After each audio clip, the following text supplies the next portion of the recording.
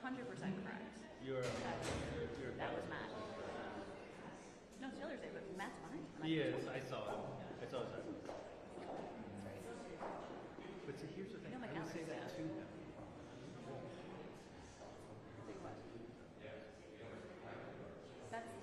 That was the distinguishing feature between the lots.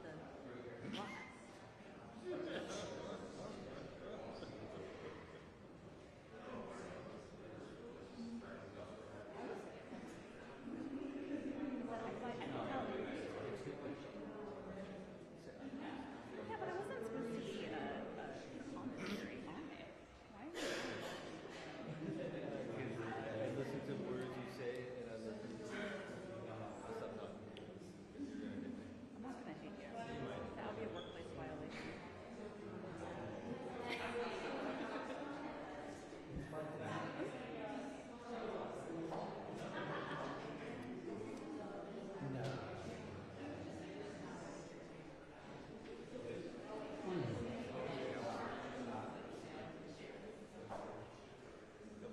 Why are you the way you are?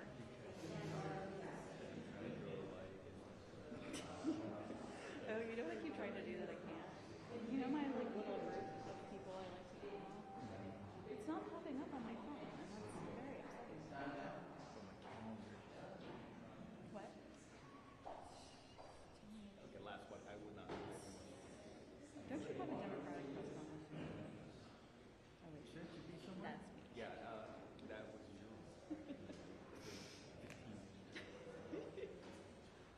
Rob, do you know what I did yesterday? She's lucky I didn't make her work in your gallery. I told Danny Democratic Steering Committee hearing was yesterday morning at 8:30, so Danny came in and we went to it at like 8:15. We walk in. It's not the Democratic, it's a closed with meeting. And the staffer chased him down and was like, oh, you're from the galleries, do you mean like tomorrow's thing? I was like, yeah, in fact I think it's tomorrow. You would have had an extra staffer yesterday. Hopefully not.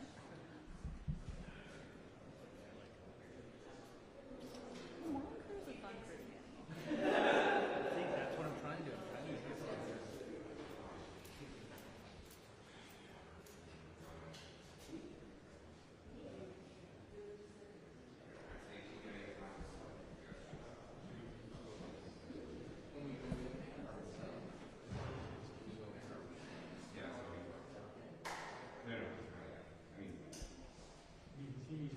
And just once you get in line, like it's like kindergarten laboratory.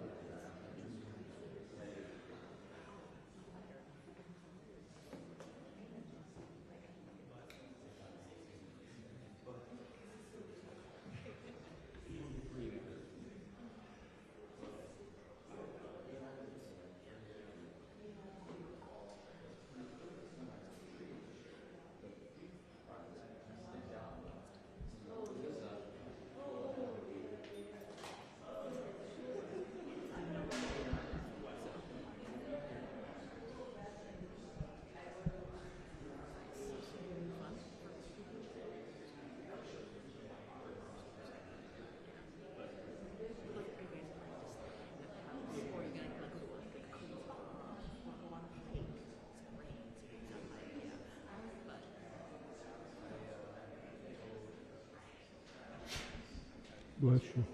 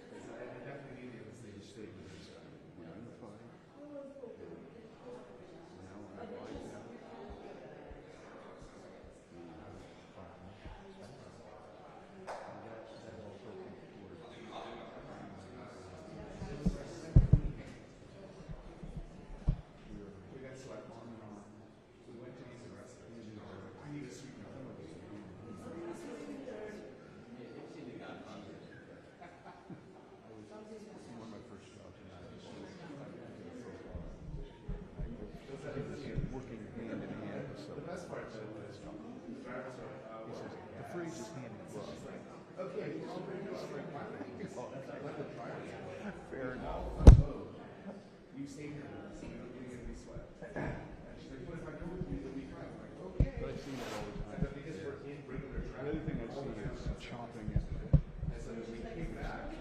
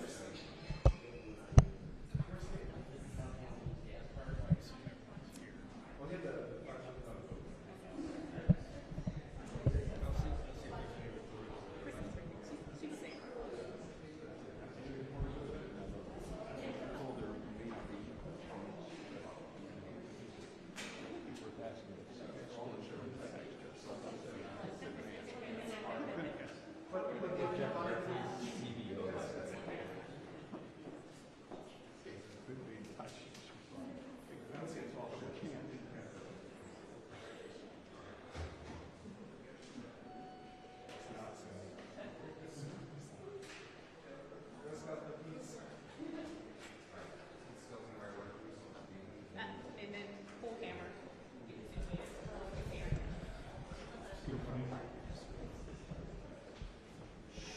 Guys, we have to be quiet.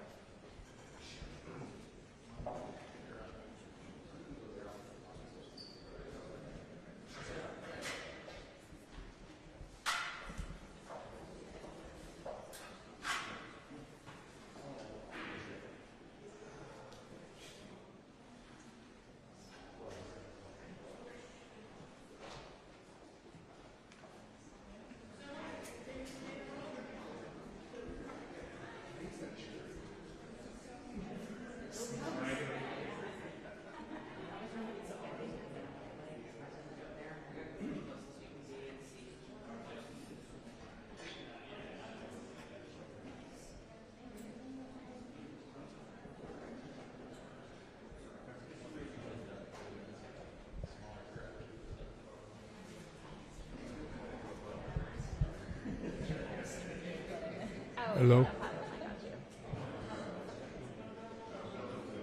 Hello, 1, 2, 3.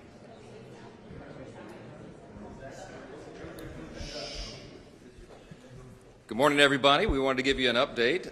It's a very positive one. As you know, you've been following this for the last many months. We've had a lot of very deliberative conversation and deliberation amongst members. Everyone's been involved on the House side and on the Senate side as well. We had some of those deliberations as recently as last night, and it's very productive. And I'm happy to tell you that this morning I believe we had the votes to finally adopt the budget resolution so we can move forward on President Trump's very important agenda for the American people. This process has required a lot of close consultation between the White House and the Senate, and all of that has been necessary because we want to make sure that we are delivering on our shared goals in the budget reconciliation process. Our big, beautiful bill has to reflect all of that, and so it is big, and it involves a lot of areas of policy, and so it requires a lot of close coordination. Our two chambers are directly aligned also on a very important principle, and that is the principle of fiscal responsibility. We are the party that delivers and ensures that. So we have a number of aims here. Our aim is to deliver on our promises in this big, beautiful bill regarding things like border security, restoring peace through strength, and American energy dominance, and regulatory reform to get the economy really humming again. And of course also tax relief, tax reductions. We have to make the tax cuts permanent, and that's all involved and enveloped in this big effort, and all the other promises and priorities we made. Now, it's important to note that at the same time, we also need to achieve the maximum amount of savings for the American people, because that's what fiscal responsibility is. And we even want to start reducing the deficit. So with all that in mind, our first big, beautiful reconciliation package here involves a number of commitments, and one of those is that we are committed to finding at least $1.5 trillion in savings for the American people, while also preserving our essential programs. The Democrats are out right now trying to make hay out of the fact that we're going to gut Medicaid and all these other things. It's simply not true. we're going to protect the essential programs for everybody who's eligible to receive those. And you'll see that reflected in the final bill. But I think it's very important for us to note that we'll be looking for $1.5 trillion in savings, and I can tell you that many of us are going to aim much higher and find those savings because we believe they are there. We want to make government more efficient, effective, and leaner for the American people. And I think that will serve every American of every party, and we're happy to do that. This morning, we'll take the next big step in that process, and I just want to say I'm very happy to have our partners in the Senate working so closely with us as one team, one unified team, which is very important for us to deliver on all these objectives. And I can't tell you how much I thank Senate Majority Leader Thune for his principled, steady leadership and his resolve through this entire process, and I'm delighted to yield the podium to him next. Thank you. Thank you, Mr. Speaker, and good morning. Lot of work been going on here the last few days, but what I can tell you is that I think, as you know, last week that there were 51 Senate Republicans that passed a budget resolution that seeks to accomplish all the things that the Speaker outlined. We are all aligned on the need to make the 2017 Trump tax cuts permanent, to restore American energy dominance, to grow our economy, and to make a generational investment in our border security, and also make sure that we are ready militarily to deal with any of the threats that the country faces around the world. And those are all things that are addressed in this budget resolution, which is why it's really important that we act. The budget resolution, as you know, is the first step. It unlocks budget reconciliation, which is where all this can be achieved. But one of the principal objectives in our budget resolution and in the House's, as outlined by the Speaker, is spending cuts. We have got to do something to get the country on a more sustainable fiscal path, and that entails us taking a hard scrub of our government, figuring out where we can find those savings. And our ambition in the Senate is we are aligned with the House in terms of what their budget resolution outlined in terms of savings. The Speaker's talked about $1.5 trillion. We have a lot of United States senators who believe that is a minimum. And we're certainly going to do everything we can to be as aggressive as possible to see that we are serious about the matter, not only of making our federal government more fiscally sustainable, but also deficit reduction, which is critical to a lot of our members in the Senate, and I know to his members in the House. So we're ready to move forward. I'm hoping that the Speaker and his team and his House colleagues can succeed today, get the budget resolution passed, and that will set us up for the next step in this process, which enables us to achieve all the things on President Trump's agenda, including those I just outlined. But absolutely essential that we work really, really hard to see what we can do to make government smaller, more efficient, and more accountable to the American taxpayer. Thank you. Thanks so much. Thanks. Find the cuts. How did you make this case? Thank you, guys.